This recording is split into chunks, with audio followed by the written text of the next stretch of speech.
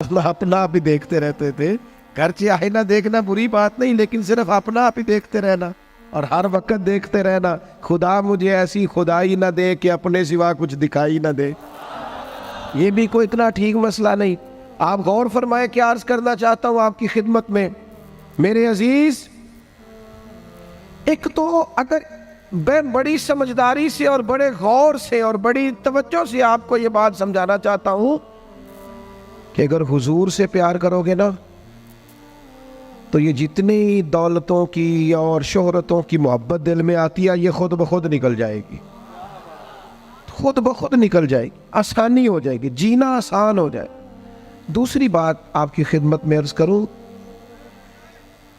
हम ना ताज़ा दम नहीं रहते, हम परेशान रहते हैं,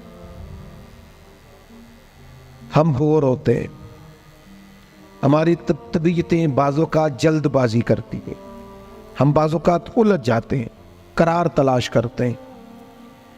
उस करार को तलाश करने के लिए फिर बाज़ लोग उल्टी सीधी मूवीज़ देखते हैं। बाज़ लोगों का ख्याल है कि शायद मैं कोई लतीफ़ा सुनूंगा तो मामला ठीक हो, फिर उसका नतीजा भी निकला है लतीफ़े सुनने का। अब लतीफ़े सुनाना भी इतना बड़ा काम हो गया है कि मौलवी है पगड़ी दाढ़ी वाला, लेकिन उसके नाम के नीचे लिखा फ़नी मौलवी। खुदा के बंदे, ये संजीदा स्टेज है, दीनदार लोगों का करने का काम है, आप क्या कर रहे हैं?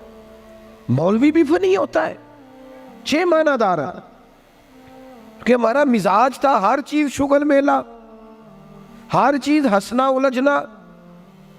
मेरे अजीज, हम चूंकि सुकून चाहते थे, कुछ ने इधर उधर की मूवी देख ली, कुछ ने हंस लिया, कुछ सैर को चले गए, कुछ का ख्याल था खाने खा लेंगे तो सुकून आ जाएगा।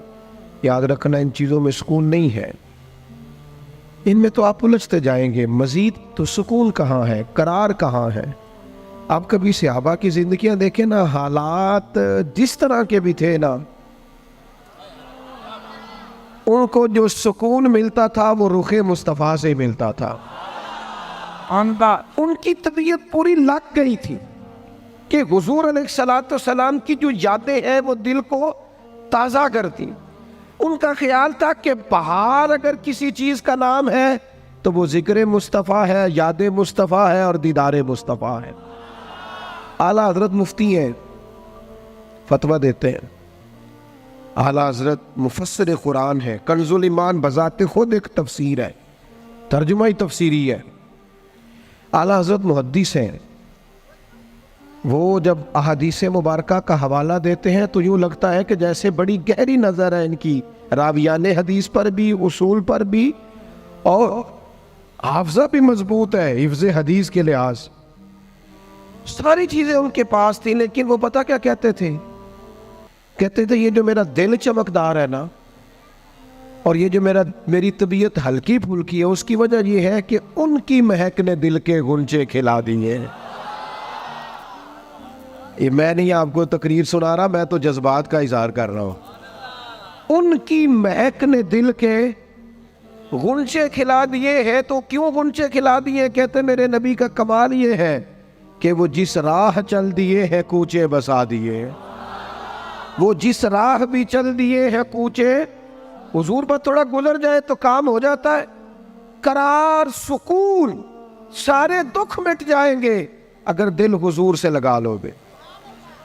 अगर मोहब्बतों का मरकज रसूल पाक को बना लोगे। आप देखें ओहद के मैदान के अंदर काफिर ने एक बड़ी अजीब साजिश की मुसलमानों को परेशान करने के लिए। और भाई आप लोगों की वजह से अगर इतने लोग तकलीफ में हैं तो आपको समझ जल्दी से बैठ जाए जी, जल्दी से जी, फैसला करने में इतनी देर, अल्लाह आपको सलामत रखे, बैठ जाए जी। अब आप खड़े हैं जनाब, आप भी बैठ जाए, अल्लाह आपको बरकत अता फरमाए। अच्छा, एक बंदा महफिल में खड़ा हो जाता है मोबाइल लेके, अल्लाह उन्हें समझना चाहिए कि बाकी सारे कुल भी है मोबाइल। और खुदा के बंदे, आपकी वजह से इतने लोग पीछे अगर परेशान है तो आपको समझना चाहिए उस चीज़ को। अल्लाह ताला आप सबको हंसता और मुस्कुराता रखे। नबी पाक की ज़ात से जब आपकी कामिल वाबस्तगी हो जाएगी ना, तो हुजूर की ज़ाते वाला का प्यार, और प्यार लारों वाला नहीं होना चाहिए, खाली जल से महफिल में और माए का हाथ में आया तो इश्क का दावा तगड़ा, खाली इस तरह नहीं।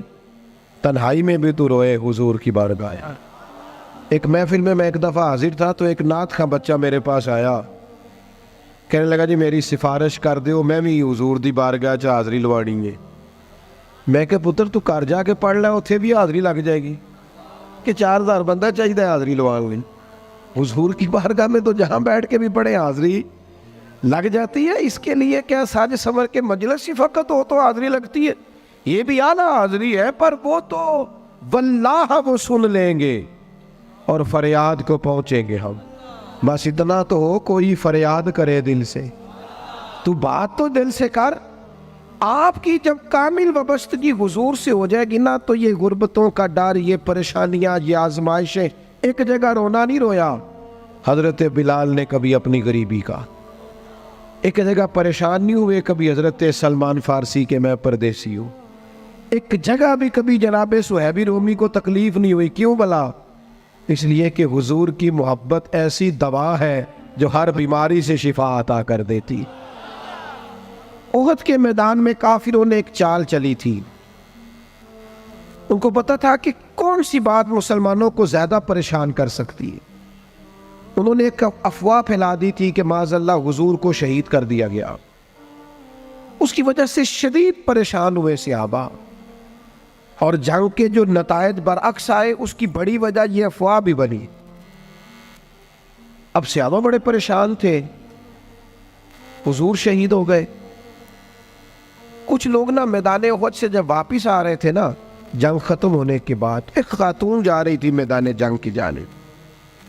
औरतें अपने मिजाज के लिहाज से कमज़ोर होती हैं कल्बी तौर पर, और बड़ी खूबसूरत बात लिखी है उलमा ने, कहते हैं औरत के दिल में दर्द ज़्यादा होता है ना, प्यार ज़्यादा होता है, और ये जो वो कमज़ोर वाक़या हुई है इसे ऐब ना समझो। इसीलिए तो अल्लाह ने बच्चे को पालने का ज़िम्मा उसका लगाया है कि वो शफ़क़त ज़्यादा रखती है, मोहब्बत ज़्यादा रखती है, दर्द दिल ज़्यादा रखती। इसलिए जिस दर्द से वो बच्चे को पाल लेती है ना। मेरा बेटा एक दिन घर में कुछ पका हुआ था, उसकी अम्मा कहने लगी खाना खाओ, कहता है मैं नहीं खाना। ओदी अम्मा कहती मैं बड़ा जोर लाया, बड़ी मेहनत की, बड़ी गर्मी च पकाया, अज तो यही खाना पड़ा है।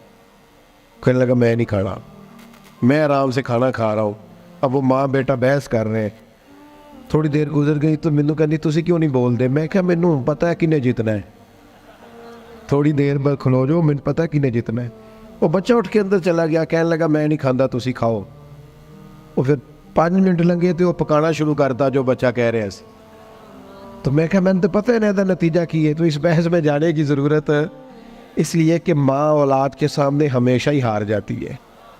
वो औलाद के सामने जीत सकती, वो नहीं जीत सकती ना। शफकत ऐसी है। औरतें मिजाज के लिहाज से अल्लाह ताला ने नरमी दी होती, इसको ऐब ना जाना जाए, ये अल्लाह ताला ने उन्हें वदियत की है चीज़। तो खातून जा रही है मैदान उहद की जानिब, वहां से सहाबा आ रहे। तो खातून पूछती है सहाबा से हुजूर का क्या हाल है? तो एक सहाबी अपने लहजे में गोया कहने लगे खबर मुश्किल है, पर तुझे सुनानी भी ज़रूरी है। इस जंग में तेरे भाई का इंतकाल हो गया है। बहन के लिए इससे बड़ी भी कोई खबर होगी कि भाई का इंतकाल हो गया? वो खातून ने ये खबर सुनी, इन्ना लिल्लाहि व इन्ना इलैहि राजिऊन पढ़ा, आगे गुजर गई। अगले सहाबी से जाके पूछती है हुजूर का क्या हाल है, और बेचैन है, दौड़ी जा रही। ये मेरी बात को समझे आप। किसी एक जगह जब आपकी मोहब्बत का गलबा होता है तो फिर बाज गम लगते ही नहीं। आपकी कैफियत ही और होती है जिंदगी गुजारने में। आगे बढ़ी, एक और से आबी मिले, उनसे पूछती है हुजूर का क्या हाल है? तो कहने लगे मेरे पास तेरे लिए एक बड़ी सख्त खबर है, तेरे शौहर का इंतकाल हो गया। उसने थोड़ी देर के लिए खामोशी इख्तियार की, अल्लाह की रज़ा पे राज़ी रहने के कलिमात अदा की और आगे बढ़ी। एक और शख्स से सवाल, ये ज़रा सोचते जाना, ये खबरें अगर अचानक मिले, भाई चला गया है, बाप चला गया है, इसको सोचना, अपने ऊपर तारी करना, खुदा ना करे ऐसा हो। पर जब खबर मिले तो कैफियत क्या होती है।